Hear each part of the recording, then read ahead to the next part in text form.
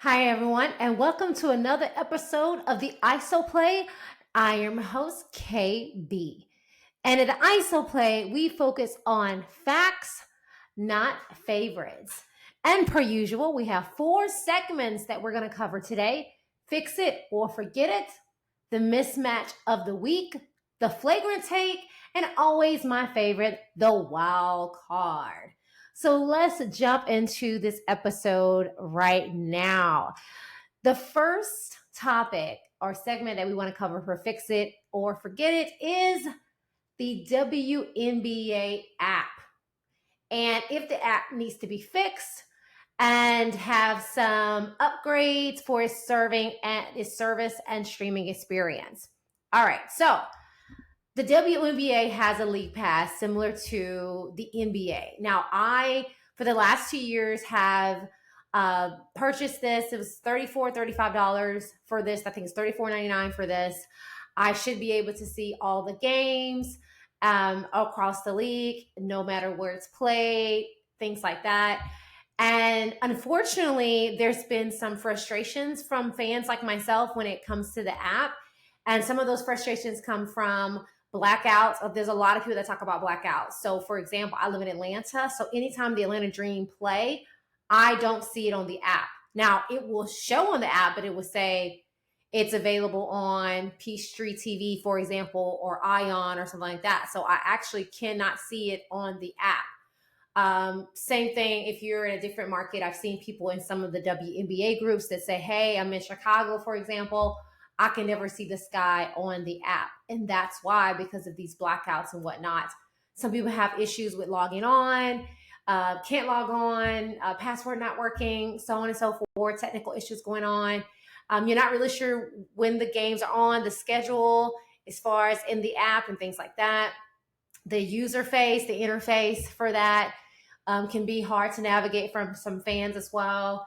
So it's very frustrating for some of us that are really bought into the WNBA and you want to watch the games and can't see them. For example, some of the games I've seen on CBS Sports. So it's like, I don't know where the games are being played. And this is why a lot of us invest in the app. So if I go to the WNBA versus the NBA, for example, the NBA app is a lot easier to use. Now, there are some blackouts, like if a game is on TNT, but it gives you a different view of the game on the app, but you can still see it. Of course, you prefer to go to where it's being shown. In the example I gave, TNT, for example. So it's still easier to navigate and easier to see what's going on versus the WNBA app. It's just a lot harder. So I got the NBA app so that I could see certain games. For me at that time, I wanted to see more of Luka Doncic. And at the time he was in Dallas, so I got the app and I got to see a lot more of Luka playing.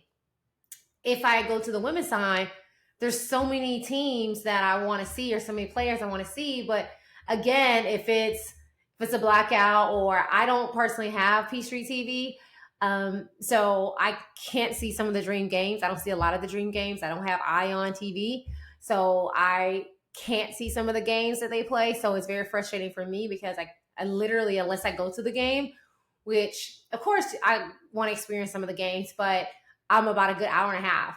So sometimes it's better for me just to go into the app, or if I'm traveling, it's better for me to go into the app.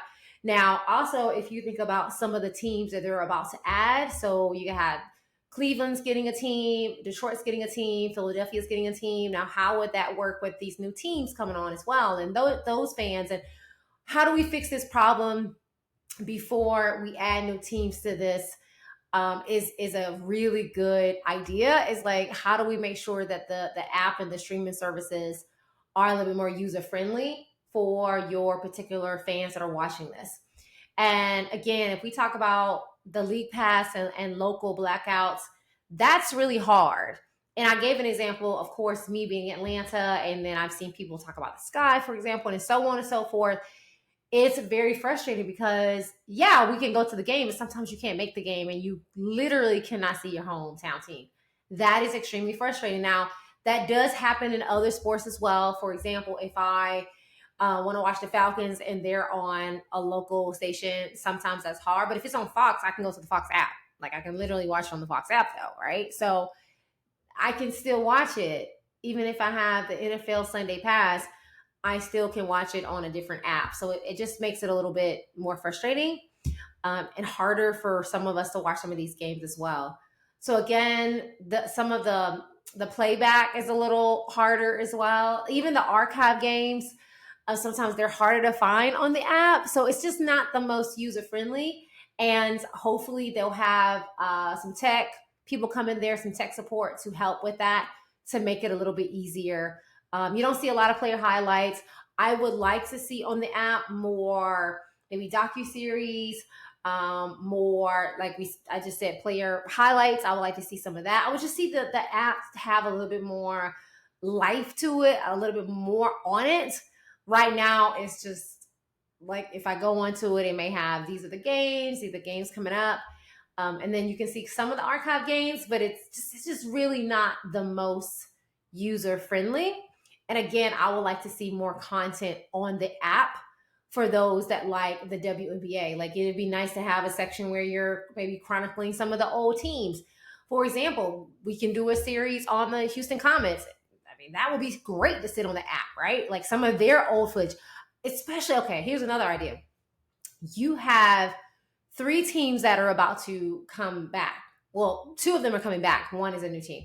It'll be nice to have old footage of the Cleveland Rockers or the Detroit Shock on the app. That would be really cool too, getting us excited, anticipating these 2 teams coming back into the league. Like that kind of stuff could be really, really great. Let me give you another idea, WNBA app. So KB Sports Media, we're doing a women's sports bar tour. It'd be so cool if you're sitting that women's sports bar tour on 2026 that's coming out on your app. I mean, we're talking about women, we're talking about women's sports bars, we're talking about those eyes on the screen. So, just contact me, WNBA League Pass app, for some great content to put on that app to help you with that user experience as well. Now, another thing that's frustrating, and I kind of talked about this a little bit earlier, is bouncing around from the different stations. So going from ESPN to Ion to, Amazon Prime, forgot about that one, Amazon Prime, League Pass, CBS Sports. It's extremely frustrating to not have that one hub where the games are actually located, where you're like, okay, I can just watch it here and I can watch all the games. Especially sometimes when you have like 4 or 5 games going on at the same time, which has happened before. Like, okay, I don't want to bounce from here and there and go there and log out here, go here. Like, I want to be able to go between the games. Like, similarly to the NFL League Pass, where I can go into the NFL, and if I want to watch a different game, I literally just go to that game. I can have 4 games on my screen at the same time. Super freaking cool. I don't miss a beat. And of course, sometimes there's local games, but it's so intuitive. It's so easy to use. My 72-year-old daddy can use that NFL app. That's what we want for the WNBA. I want to be able to get on there, simultaneously watch different games. I don't want to go from here, there, everywhere just to be able to watch my WNBA. I want to be able to watch it in a central hub. So again, come on. NBA have it. NFL has it. All these other leagues have this really great app where people can just watch when they want to watch, not have to go to different stuff. Now, I will give kudos. WNBA is evolving. They have the media deal that is great for them because of all the explosion of all the interest in the WNBA. So we're seeing strides, but come on now. It's 2025. We want to make sure that this app is intuitive. We want to make sure that people watch their WNBA and it's not hard to find the games. Okay, especially again, since you're about to expand and have more teams, people are going to want to be able to watch those more teams on a central location outside of course, if it's sitting on a national broadcast like an ESPN or something like that. So fix it or forget it. That's the whole thing. Fixing it is having that growth. You want to make sure that it has that digital infrastructure, getting the right people in place. So for me, the verdict for fix it or forget it is definitely a fix it. Let's fix this dang on app. Let's make this better for people who want to watch this. Get the right people in there, get the right team in there, put in the money, invest the time to make sure that this app is intuitive, make sure it's robust, make sure it's exciting, make sure it's user friendly. That's super important. And of course, I will tell you all, those that are fans of this, you may see a little tick in the price because they have to invest that money into adding onto the app, rebuilding the app, all the things that it takes for that, adding more content, so on and so forth to it. So we may see a little extra in pricing, but let me just tell you right now, I spend more money on the NBA app. I spend $400 a season on the NFL.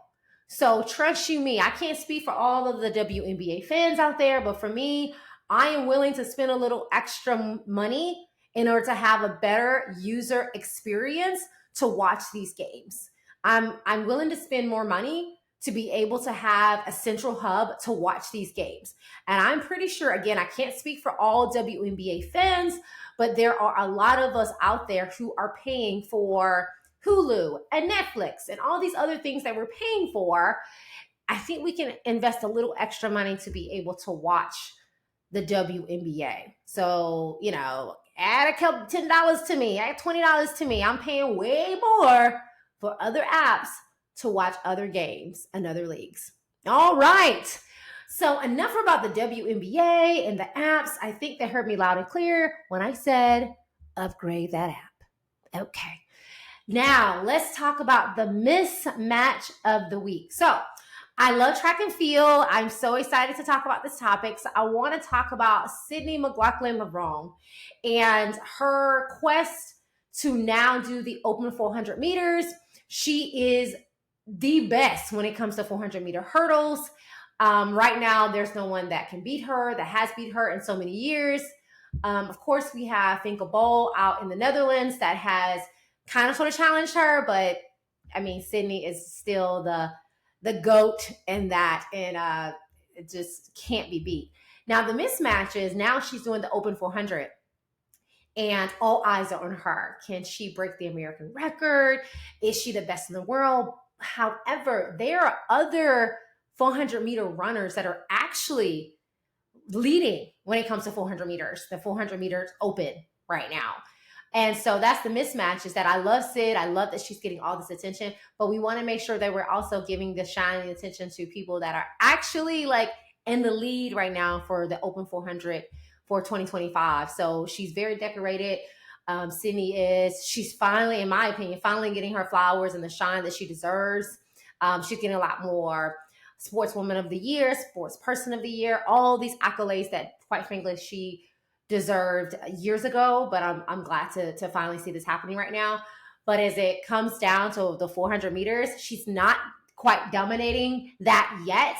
Now, I know that she won the Prefontaine, and that was great. I know that she has done a little and dibbled and dabbled a little bit of that in 2024.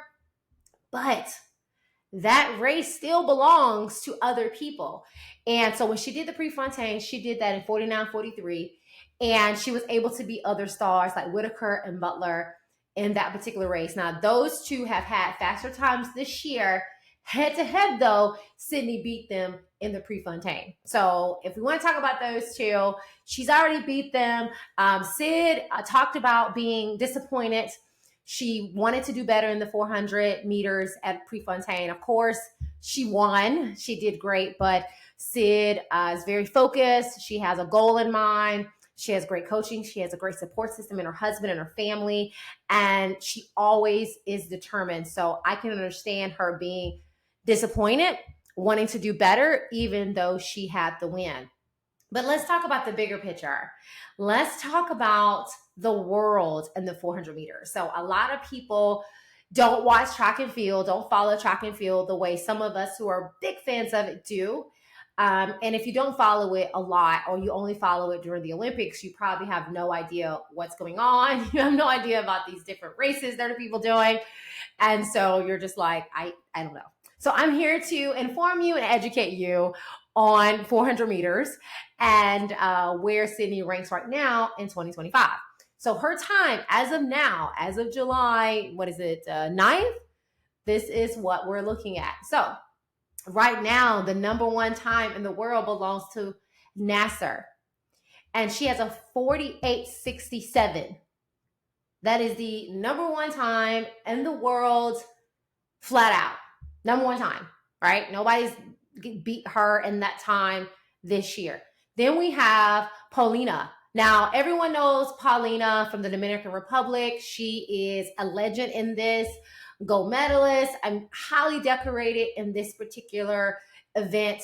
She is, I mean, oh my gosh, one of the all-time greats in this particular race. And so a lot of people don't know her name. They don't follow track and field like that. So these two have been jousting for first and second when it comes to 400 in the world this year. Now, a lot of people may be surprised with the number 3 time this year, and that belongs to Gabby Thomas. Yes, Gabby Thomas, the 200-meter specialist.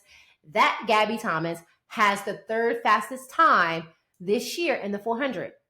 Now, when it comes to 200 and running that, I mean, she is. I mean, there's not a lot of people now. The Jamaicans have given her a run for her money and beaten her in the years past, but now Gabby Thomas is. I mean, she is the girl when it comes to the 200 meters. So she had a time this year of, let's look at her time here, 49.14 in the 400 meters this year. Now, this year, when it comes to the 400 meters, she and Sydney have not gone head to head this year in the 400 meters. So that should be very interesting to see. I would love to see Sid go against Nasser and Paulina. That's when we're going to really see and get Sydney pushed. We don't see a lot of competition for Sydney. Now, she did have, it wasn't as big of a margin of a win in the Prefontaine as she has had in the hurdles where she's just dominating everyone. But it would be really nice to see Sydney go against some of the top people in the world. She did not run in the Diamond League last year in the finals with the rest of the competitive field because she wasn't eligible for that because she doesn't really run a lot of Diamond League races. Okay. So if we continue to go through it, 4 and 5 actually belong to Whitaker and Butler. And as I mentioned, those times have been faster than Sydney. Head to head, she's already beat them. So, any given race, any given time, someone is going to beat someone as well. So those are your top 6 for the year. And it would just be nice if we can get all 6 of them together and running. And Finkel Bowl, I want to say, has the 7th fastest time this year. And so we've already seen Sydney beat her. But let me tell you, Finkel Bowl, if you did not watch the Olympics and she was on that last leg and ran basically like the race of her life when they were down, it seemed like way back yonder somewhere. And I said to myself, if Finkel gets that baton, it's over. And it's one of the most epic runs I have ever seen in Olympic history. Now I'm only 40, so it's probably more, but it was a fantastic race. So again, I would just love to see all these women run against each other. And we are really going to see who is the best in the 400 meters. And this is the kind of story that we need to hear more about in track and field that you don't hear about, right? So there's so many great stories in track and field. There's so many storylines, and this one is a great one. And I love to hear that Sydney is now switching and making that move to the 400 meter open, 400 meter flat. It's going to be great to see. Again, this is another storyline. And even though Sydney may or may not actually go back full time to the hurdles, you still have really great hurdlers for the U.S. Don't forget about the silver medalist, Anna Cockrell. She is still here. She's still running. There's still great hurdlers for the U.S. and around the world. Finkel Bowl still runs 400 meter hurdles. So it's still going to be great runners in the 400 meters, even if Sydney decides that she wants to now do 400 meter open full time as well. So the mismatch is Sydney is great. She is one of my favorite track runners right now. But when we look at the times this year, there are other times faster than her. And like I said, she beat 2 of those young ladies already. And so it's just going to be really exciting to see once we see her go against the top in the world, the big dogs in the world as well. So a little bit about that in the mismatch of the week. So now my flagrant take of the week. And I am a big tennis fan. And it's another topic that you don't really see a lot about on mainstream sports media, whether it's covering it or talk radio, whatever. You don't see a lot of people talk about tennis. So I want to do a topic, the flagrant take on tennis. And this particular topic is about Carlos Alcaraz and if he is already on track for the GOAT level greatness. Even though he has not won the Australia Open yet, Carlos Alcaraz is one of the top tennis players in the world right now. And I'm going to share some facts about him. And I just am curious if you all think that Carlos Alcaraz is on track for GOAT level greatness. And I'm going to mention also some people that are already in that conversation to be the GOAT in men's tennis. And I'm going to just let you all decide if Carlos is on that track. And it's interesting because I hear a lot of people talk about that Carlos is like the media darling on the men's side. Everyone loves Carlos. And it's kind of true. Like if you watch a lot of the commercials or even like the coverage, if you do follow it, like Carlos is definitely, the world's sweetheart and darling and people love him. So let's dive into more of this topic. So Carlos Alcaraz is just 22 years old. He turned 22 on May 5th. And he's already won 5 Grand Slams. And he is one of the youngest to win 5 Grand Slams in history. So he's already making history, already, making grounds like some of the other greats, like Rafael Nadal, who was also one of the youngest to win 5 Grand Slam, and is also a fellow Spaniard as well as Carlos. He is now seeking his 3rd Wimbledon. Let me just say, back to back to back. That's what he's trying to do right now. And so he plays on Friday in the semifinals, and he's going to play American Taylor Fritz. So, that should be a good match. Taylor is number 5 in the world.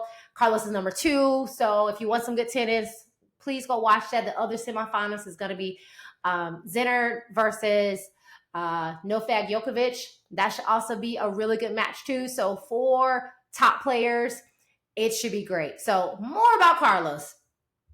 Carlos won back-to-back French Open. So he won the French Open just last month, and he came back from 2 sets down to win that against the number 1 seed, Jannik Sinner. So, this young man has been phenomenal to watch. And to watch him come from behind in the French Open was something legendary. It was, you just thought, okay, this is over. Zinner has it. That's it. It's done. It's over. But to come back and win 3 straight sets to win the French Open was absolutely phenomenal to watch. So, we have that as well. So again, he has not won the Australian Open just yet. And despite that, he still has 5. And as I mentioned, he is seeking his 3rd Wimbledon title. And he's in rare company to do this sort of thing. He's proven himself on all surfaces. So it's grass, clay, hard court, doesn't matter. Carlos has proven himself to be one of the best. And I just mentioned again about his comeback with Jannik Sinner. And let me tell you, that was a very long match. We're talking about hours and hours and hours and hours watching that match. And I was actually covering TST in North Carolina at the time. So trying to watch it so that I can do an article on it. But it's so long, but it was so good. And so I tell people, like, if you do not and have not watched tennis, please watch it. It is so exciting to watch. And, if you have a favorite player, great, root for them. If you don't have a favorite player, just watch casually. It is something that is just really good to watch. So now let's talk about how he may fare against others. So I'm just going to name some names that you may be familiar with, especially if you know just a little bit about tennis Roger Federer, sure, you all know about him. He has 20 Grand Slams. He's won 8 Wimbledon titles. I mentioned Rafael Nadal earlier, who is also from Spain, just like Carlos. And they also played in the doubles together during the Olympics. They did not win, but it was great to see the passing of the baton. It seemed like you had Rafi, who is obviously a legend in Spain and a legend in tennis, and he kind of just like passing the torch and the baton on over to Carlos was just really great to see for tennis fans or just fans of sports in general. And he has won the French Open 14 times. So I think it's safe to say, especially of his 20 Grand Slams, 14 of them was for one event. So I would say, I think it's safe to say that Rafi is the French Open king. Now, Novak Djokovic, he's 38 years old. He has the most Grand Slams in history on the men's side, and he is still playing. And as I mentioned, he is also in the semifinals. And so he has a shot at number 25. And so you have these three people that are seen as the GOATs of men's tennis. And it's just, where does Carlos fit in that? You know, we're hearing that he's on track to beat or to match what these gentlemen have done so far. Again, he's at 5. He has a long way to catch Djokovic, of course, but he's only 22 years old. And Novak is, what's the math on that? I don't know, 16 years older than him. So, I mean, that's a lot of years to play, but you just never know. You have injuries that may happen, life happens. You just never know what could plague Carlos from getting there. But for me, if I think about, is Carlos Alcaraz on track for GOAT level greatness? For me, the answer is yes. We're talking about 22 years old, just turned 22. Now, Novak Djokovic just turned 38. His birthday is also in May, so he just turned 38 as well. But it seems pretty evident to me. Now, he has not completed the career Grand Slam yet, because you have to win the Australia Open for that. You have to win all of them to do that. But he is still writing a wonderful and great and legendary and historic legacy for himself already at the age of 22. Now, he's not just a future legend. You know, we have, the young people. He is currently one of the legends now. Sinner is one of his biggest competitors. He has 3 Grand Slams. And of course, they played for the French Open, and which they would have been tied, but Carlos won that. And so you have 3-5. So he is one of his biggest competitors.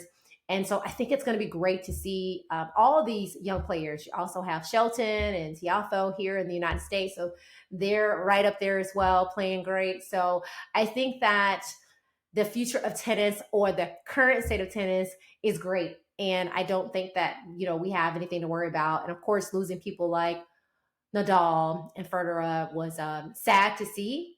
And of course, Novak Djokovic is going to be leaving soon. At some point, he's going to retire. But I think it's safe to say that tennis is in great hands, whether it's Carlos, whether it's Zinner, whether it's Shelton, or anybody else that is going to make the move and be the top dog when it comes to tennis in the future on the men's side. All right. Let's talk about the wild card. This particular topic is so exciting to me because, as you know, at ISO Play, we try to talk about topics that are underrepresented, in the sense of you don't hear a lot about them, even though we do talk about some popular topics. This one, I would say, I would probably bet $100 I have seen on mainstream sports talk shows. Probably less than 3 times. And the topic is bass fishing. And bass fishing is a sport.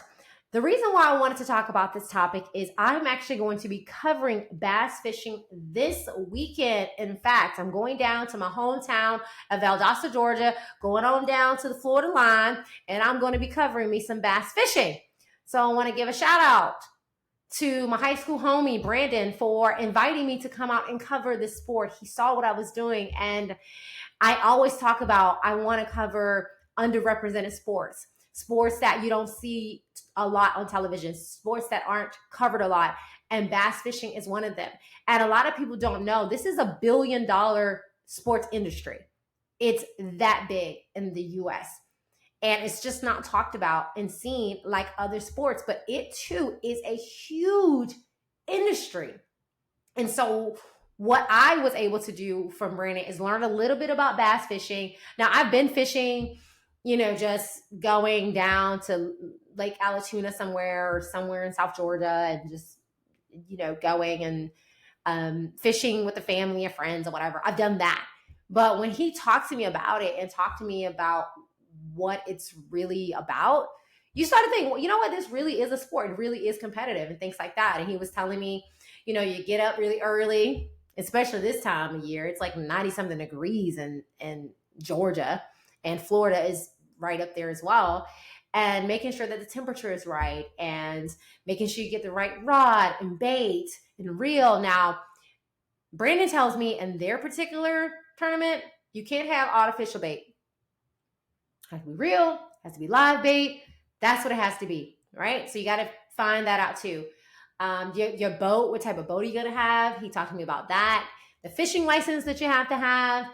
He was telling me that all of them and that particular tournament has to have a Florida fishing license to be able to compete. So all this stuff I didn't know. So exciting to find out. I also asked him about catch and release. So you have to throw the fish back in there. So for those that say, hey, that sounds fun. No, you cannot take the fish and use it as dinner. It is not allowed. That is not what they do there. Okay.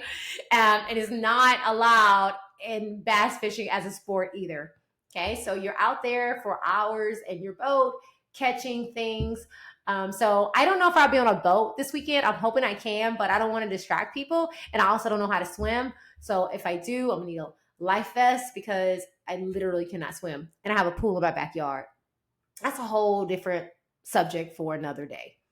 And so you pick your best 5 fish and they must meet certain requirements. And then you weigh them, you take this cute picture of them, and then we have a winner. And I just was like, this sounds so dang on cool. And yes, I said dang on because, again, I'm a Southern girl. I was like, this sounds so cool and so fun. So it's really about making sure you have all the right material, make sure that you actually know how to throw the line and catch the fish and making sure it's the biggest type of fish, all this other stuff. It is a sport. It's mental, it's physical. And so I'm just really excited for KB Sports Media to cover this, give this some attention that otherwise it doesn't get. Now, you do see fishing on TV sometimes, but it's not as obviously as frequently seen as, let's say, football or basketball or baseball or anything like that.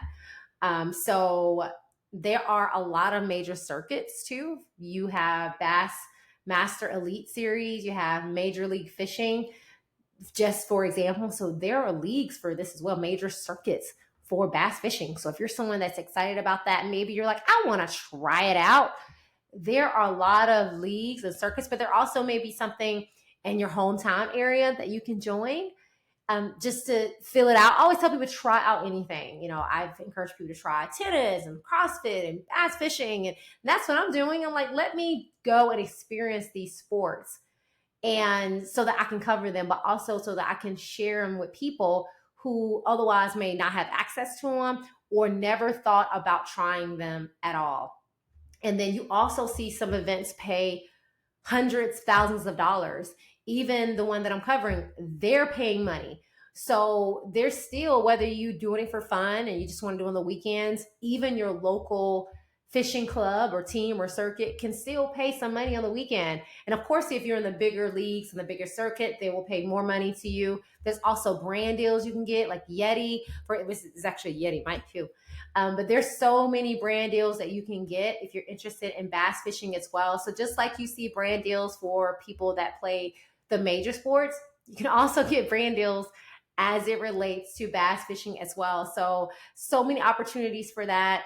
Of course, you need to know how to read the water, look at the water, the timing. I remember watching the news as a kid down in South Georgia, and they would have this segment about fishing and when was the best time to catch and to go out and stuff like that. And I didn't give two thoughts to it because I was a kid and I didn't understand it. But now going to this event this weekend and researching more about bass fishing, you're learning why those newscasts and that segment is so important and what they're doing in general. Right. So making sure that you have your equipment is imperative. The timing. Now, I was told that the competition is going to be early, and some of them are going to be out there at about 4 or 5 in the morning. I think they go out on the water at 6. I'm not sure. Another reason I may not get out there because it may be alligators out there. I'm not really sure.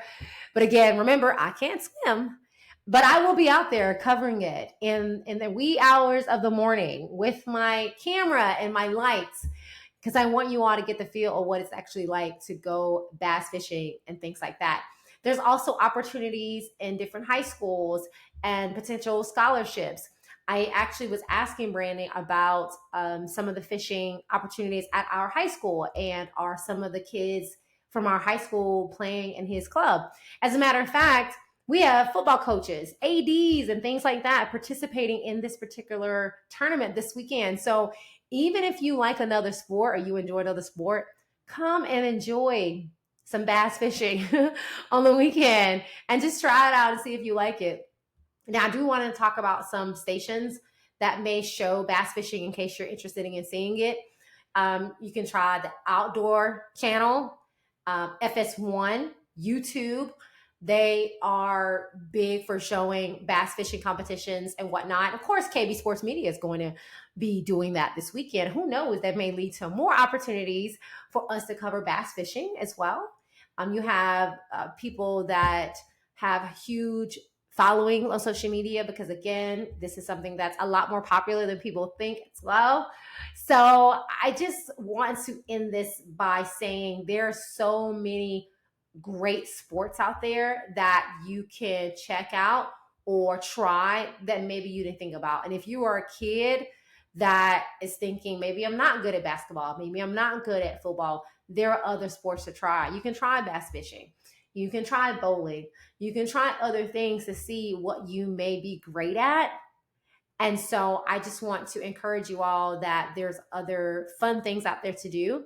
So as I conclude, this has been another wonderful episode of the ISO Play with your host, KB. And join me next week as we talk about the wild card, the flagrant take, the mismatch of the week, and of course, fix it or forget it. All right, y'all. See you soon.